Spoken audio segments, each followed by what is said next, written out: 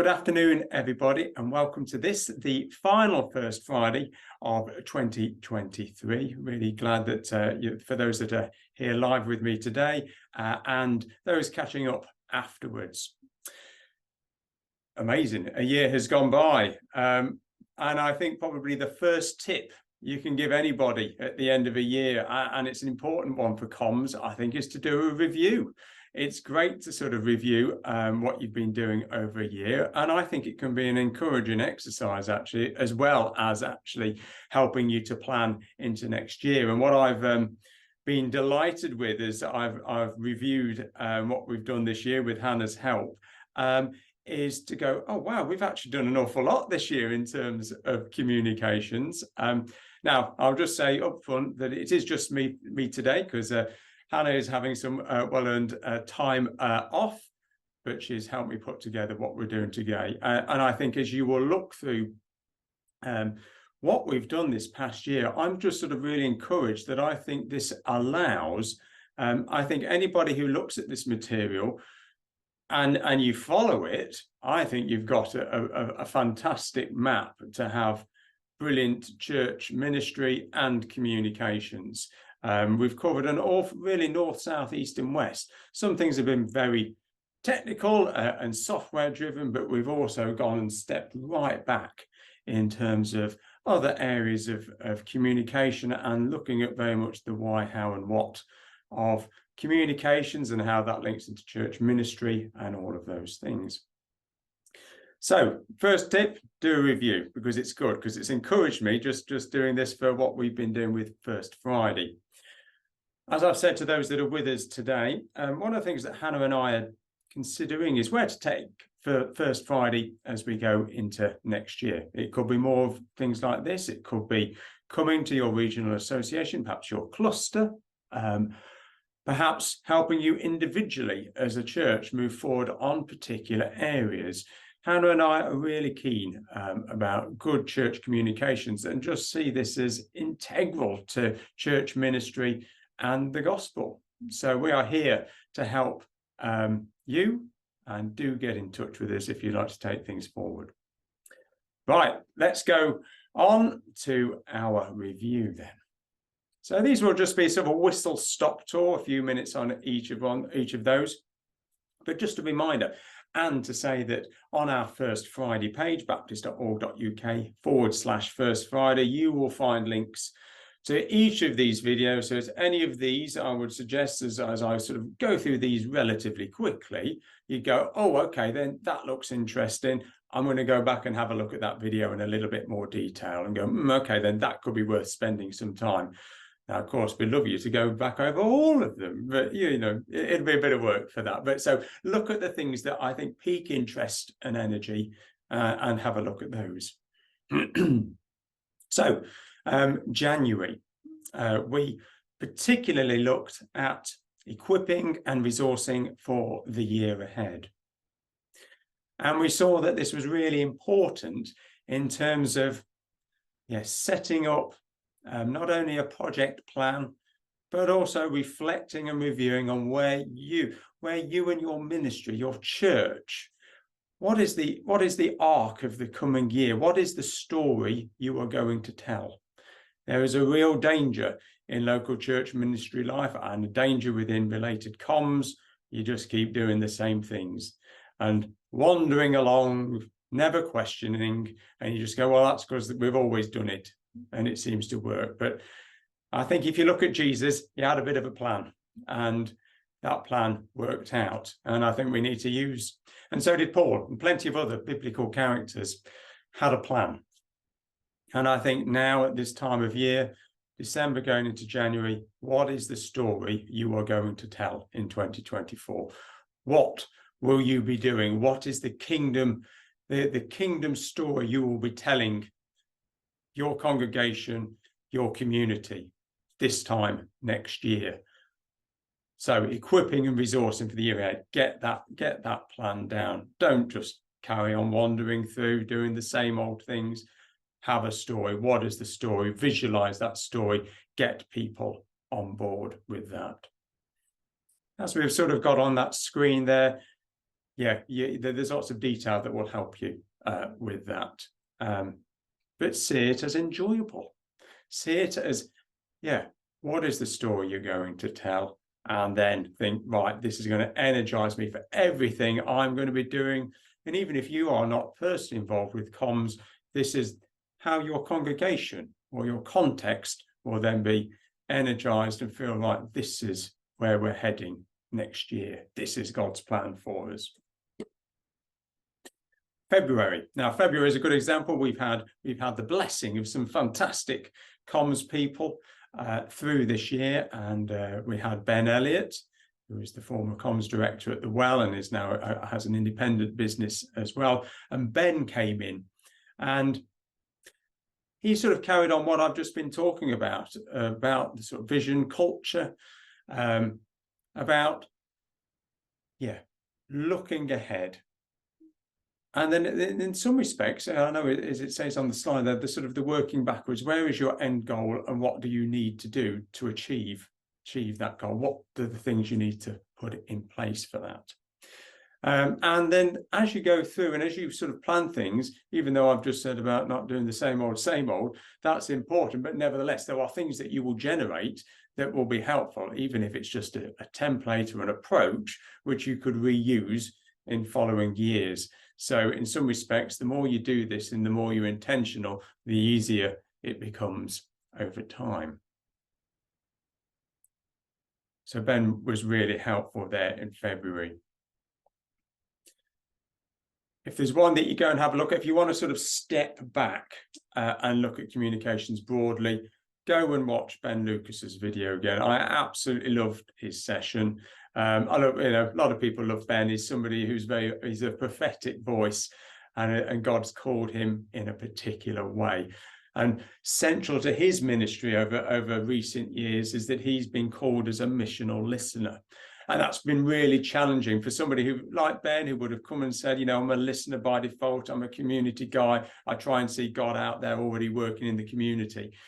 But for him to become a genuine listener to his context took him, I know, getting on 2 years to achieve, because he was of the mindset of thinking like a Baptist minister, thinking about, there's an opportunity, as it says there, perhaps seeing friends as targets, all of the sorts of, realizes that they were pitfalls, they were traps to avoid. How do you genuinely listen like Jesus in your community? Dead easy to say, dead difficult to do. One of the key things that Ben shared in that time was, what is the cry of your community? And if you work out what is the cry or cries of your community, it will massively inform your ministry, your trajectory, the story that you are looking to tell in the coming years, the way in which you will enable the kingdom to be in that place. As Ben also shared, it's about then how you as Christians live as if the kingdom of God was already there. How are you shining as examples of Jesus in your community? And that case of really getting that space to being a genuine listener. Now, again, this may not be you, but it may be somebody or group of you in your team. And for me, if I ever go back into sort of local church ministry full time, one of the things I'll be saying is there a listening team here, or do we need to set up? And now I know across the land, there are very few churches that have got a listening team as part of their leadership, as part of their discernment, as part of a team that will feed into every elders and deacons meeting, who will feed into every church meeting to say, this is what we are hearing. These are the cries of our community. This person here, they've got a young baby, but they've been going to some local babies and tots groups. This is what they're hearing. We've got somebody who's really good, who works at the cashiers at the local supermarket, but she's a good listener. This is what they're hearing. You've got the person who stands at the bus stop every day and listens. Gather your listeners, gather the people who will genuinely listen to what's happening in your community and be able to feed that back, because it will inform you massively about where your church is hitting the mark and where it isn't. And And so if there's one thing, yeah, I would recommend people do, which I know is very countercultural and very few churches do them, gather a listening team and really use it. But I know even it sounds slightly fourth dimensional, because I know when I've mentioned it at churches, people go, I don't understand it. But try and explain, and it's one of the things that Hannah and I, and with Ben, would be able to say why it's so important. Okay, so April, we looked at internet safety, well-being, and awareness. So a slightly more technical one, and particularly aimed at those who deliver communications, who are perhaps on the church communications team, about how to look after yourself, really, and how to look after the accounts you're in charge of. We looked at the importance of how you manage security with your accounts, of making sure that there are trusted admins, that there is a team of you basically who will manage your social media accounts, your website, the information, how is it stored, who has access to that, do you regularly review your passwords, all of those things, what hardware is used and where. Sadly, there are umpteen examples where I've been involved with where we've tried to help somebody, but in fact there's only been one admin, and that admin's now left the church and we can't get hold of them, and you're locked out of your social media or your YouTube account, or you can't get access to your website. I've got loads of examples of that. So just a good team together where you actually review that security, because when it goes wrong, I'll tell you now, it's stressful, because you can't do, it's very difficult to do anything with it. On that well-being side, we looked particularly at that physical, emotional, and spiritual, about how you manage your screen time. When are you the sort of person who you picks up the phone the first thing in the morning, you open your eyes, you check your phone, is it you go to bed and it's the last thing you do? Is that appropriate? Should you be switching your phone off? Most of the time, most of us are not working in life-threatening situations. And you know what? If we switch off, the world is not going to come to an end. People are not going to die. And it doesn't matter if you don't respond back to that Facebook post. Think carefully about your screen time, and when you are reachable, though that's important, particularly in a sort of a professional context. Are you somebody there who's replying back to emails at 1, 2 in the morning, or boundaries do need to be set, and sort of keep those as well, because it does affect you long term. We do know, and there's plenty of evidence which says that attention spans are dwindling, that the amount of time people can say concentrated on something is diminishing rapidly all the time. And so if you're one of these people who wants to be able to sit back, reset yourself physically, emotionally, and spiritually, that will be down to you to set those boundaries, and to let other people be aware of that as well. So have a think about that. It is important, and it's always a challenge, I think, and I know that Anna would say the same, and I'm the same. That is quite difficult when you are a person who wants to be available, you're passionate about it, you're energized by it, but at the same time, you've got to know when to put your energy elsewhere. Now, through the middle part of this year, we went into a little bit more of a technical deep dive into social media. And we did sort of 3 months, May, June, and July, looking at social media. And we looked at, firstly, fundamentally, the why of social media. And going back to what we've already been considering here, if, in fact, what's happening in your local church, the cry of your community, the story you're trying to tell actually says, no, we need to be on social media to do this, and what shape your social media needs to take and why. Some of that might not actually be down to you running pages or running around doing dances on TikTok or doing live streams on YouTube. Yeah, those are just tools. If those are tools that will help you tell your story, then use them. If they don't, then don't use them. It's that simple. If you call a plumber around to his house, he might have lots of tools in his bag, but he's not going to suddenly bring out a car jack, is he?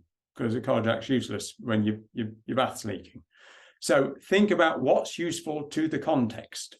And at that point, you will go, that's where people are gathering. We actually need to be on our local site here that other people may already run. Build up relationships with those people. Be genuine. Listen, engage. It may be that you do need to put together an Instagram page or a Facebook page, but not just for the sakes of doing it.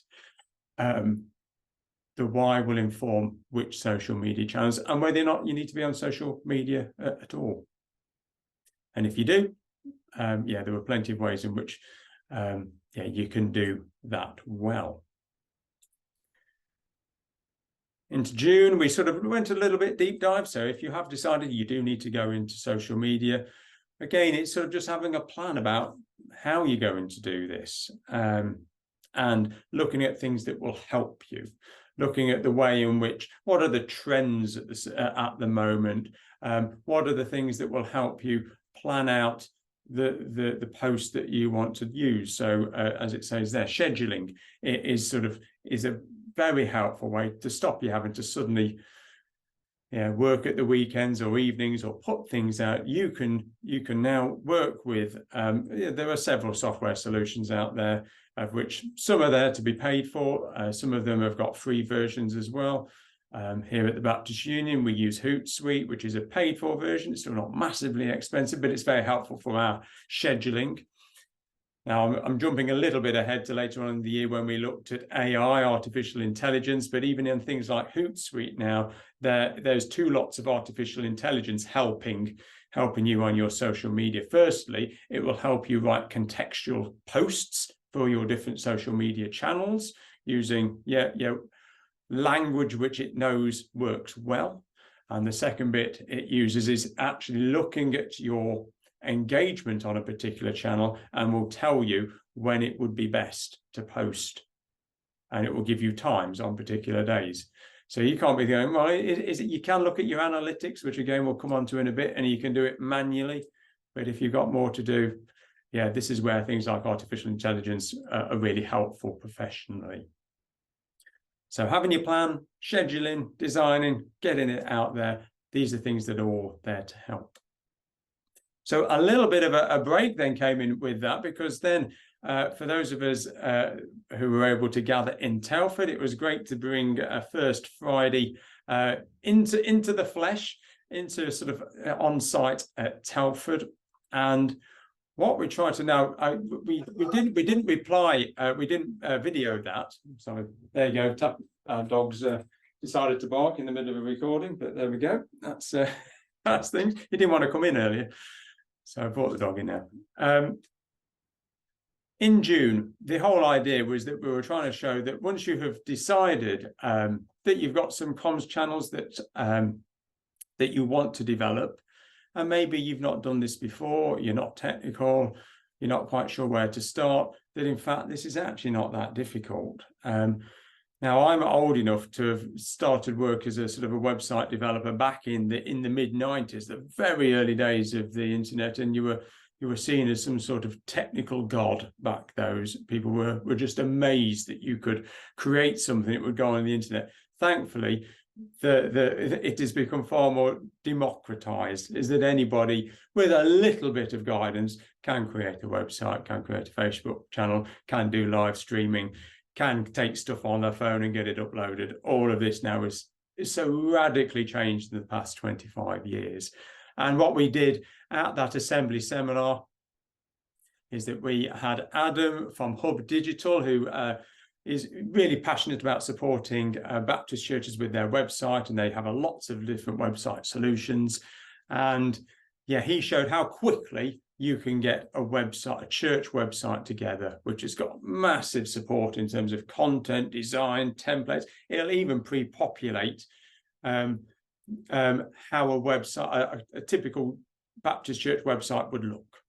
And then you just fill in the content yourself. It really is very easy. Hannah then at that session also did a Canva session as well, just to show how you could develop a brand. The Lighthouse Road Baptist Church, which we've been running with this year. And then just simply getting started with a Facebook page as well, just showing how simple that is to get online and how easy it is to link that with your website and with your branding. And so within an hour, we'd managed to create a website, do some branding work in Canva, and create a Facebook page. And it's there to say, not to try and show off. You could go, well, it's dead easy, you know what you're doing, so it's easy for you.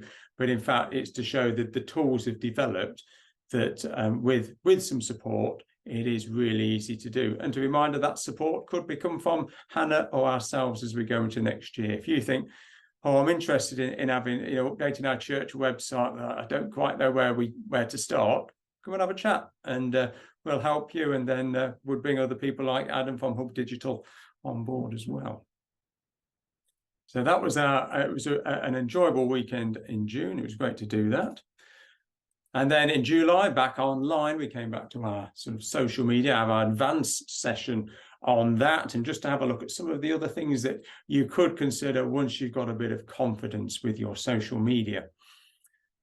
As I mentioned a few minutes ago, you've got the analytics side of things, and these days, it's one of those things that are out in the world, the big data.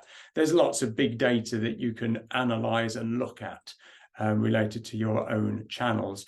This data about who's engaging with your channels is being constantly gathered, and whether you do anything with that is down to you, really. But it can be really helpful to see what's working, when, and why. And yeah, it's something, again, I've been doing for many years. It is really helpful to look at how your post and why that post might work, and whether or not, in fact, some of the trends you read about, do they translate to your context? So I know that we've been more intentional, I think, with our posting this year in terms of having more faces and stories and people, making the institutions that they represent come second, making sure you are seeing the faces and the people first. And that actually brings about more engagement. And yeah, you can just basically try and continue to optimize where you are with your social media platforms. And yeah, seeing new terms come out all the time, that there's new lexicon, new English that gets brought in, and just to sort of keep abreast with different things with that. Yeah, adverts can be really helpful. The thing with sort of social media advertising is that you set your budget, and you can do that with a very small budget. £10 will buy you some time on Facebook. And sometimes, and I was using this back in local church sort of 10 years ago, that really helped. If you were doing, so for example, you are doing an event at your church, and I even did this for Messy Church when we were doing that monthly, is that you would set an event up on Facebook, you would be inviting those people, you would see how many people are coming, which is really helpful for resourcing and what you need to put together. You can create a little bit of interest. You'll have already said what's going to happen and why it's going to be interesting. And then, yes, you're able to then share that. You can create a post and then do some paid for contextual advertising to your community. It works. Really helpful.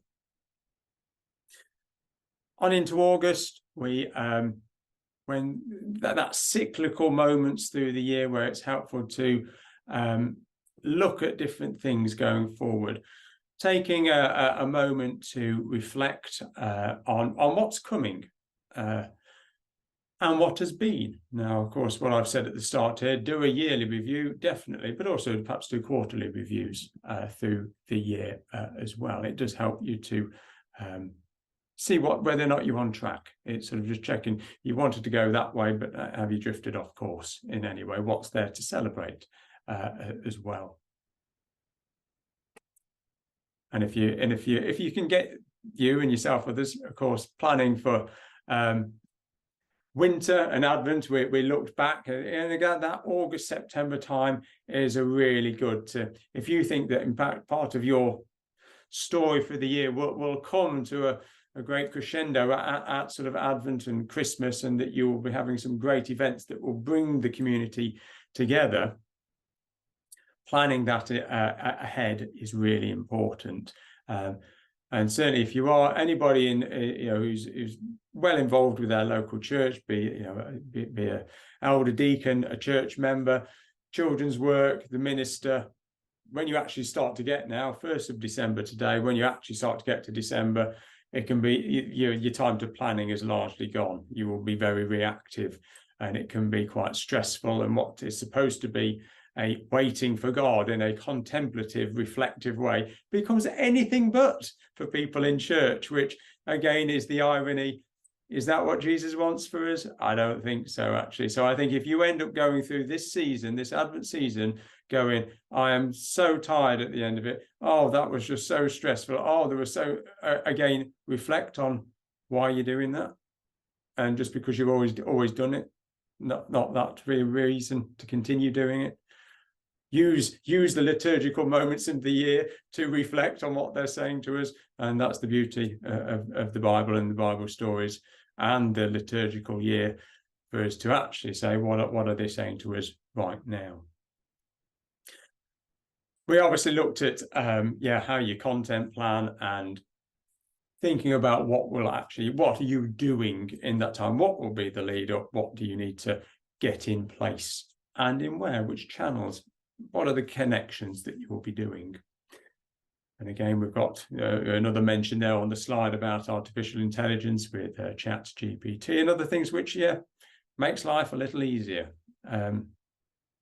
And those, there are so many tools out there now which make life a little easier. You can be, and I think if you think, oh, I wish I could do, I would say that 99 times out of 100, somebody else has thought that before, and there's probably an answer for it. Yeah, we also mentioned about sort of the importance of branding, building a shape around what you're sort of saying through Advent and Christmas, so that when you actually get to now, the start of Advent, and as we move towards Christmas, it's literally watching it play out.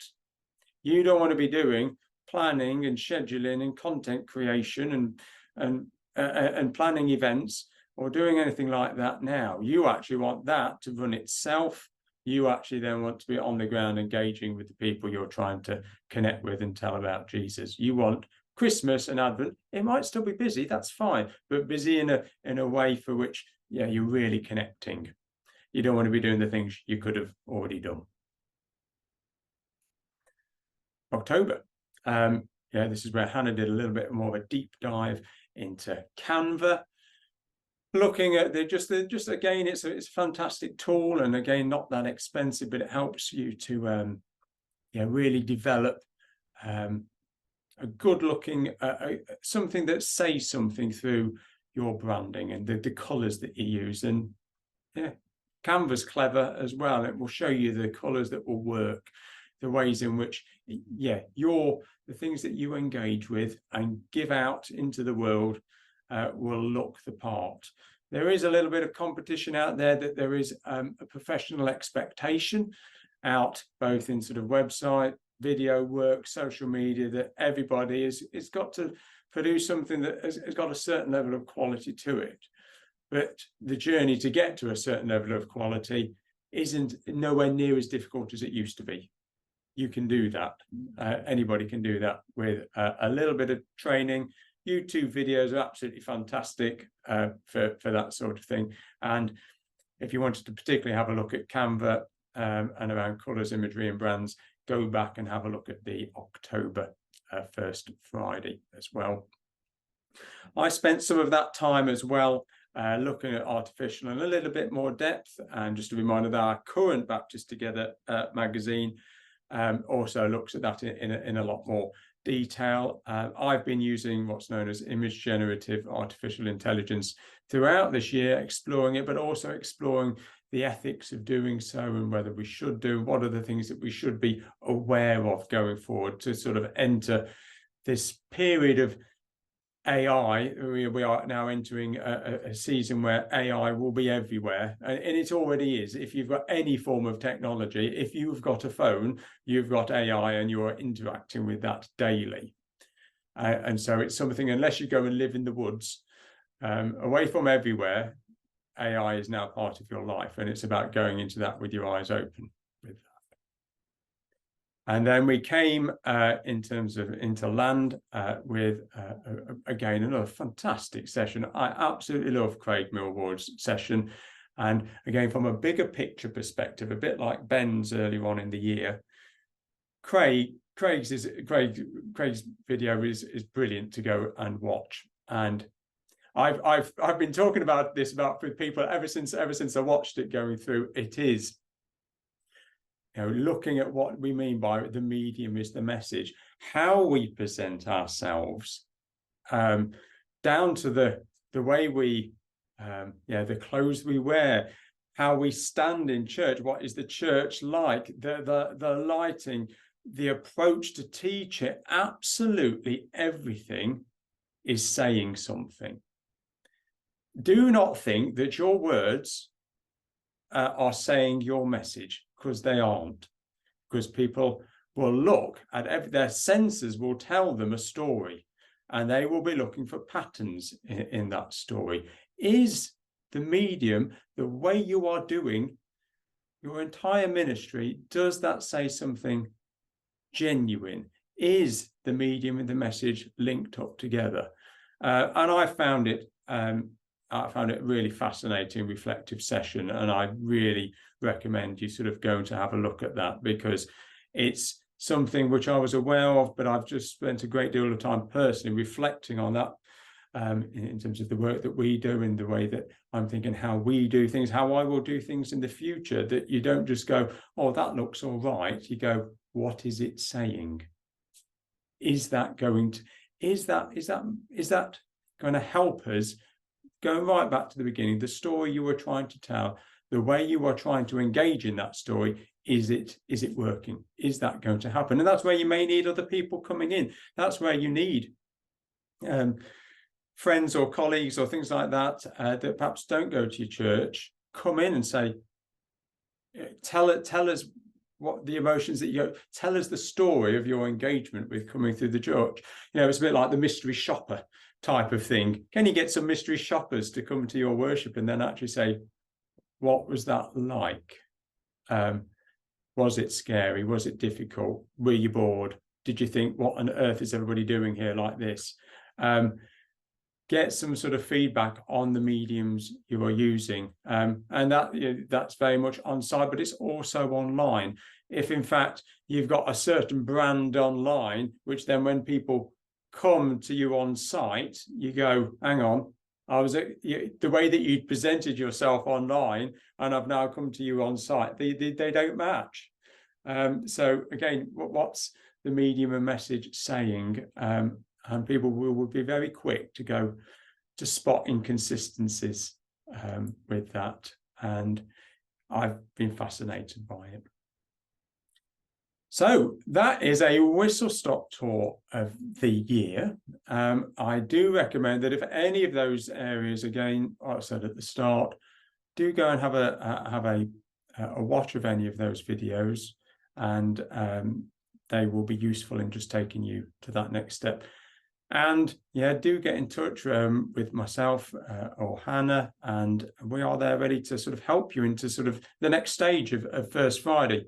Hannah and I are passionate about church communications, and we want to help. So thank you for coming to any of the First Fridays. We know people have come in, come out, but we're really happy for the conversations that we've had over the year, and look forward to seeing some of you in 2024. Thank you.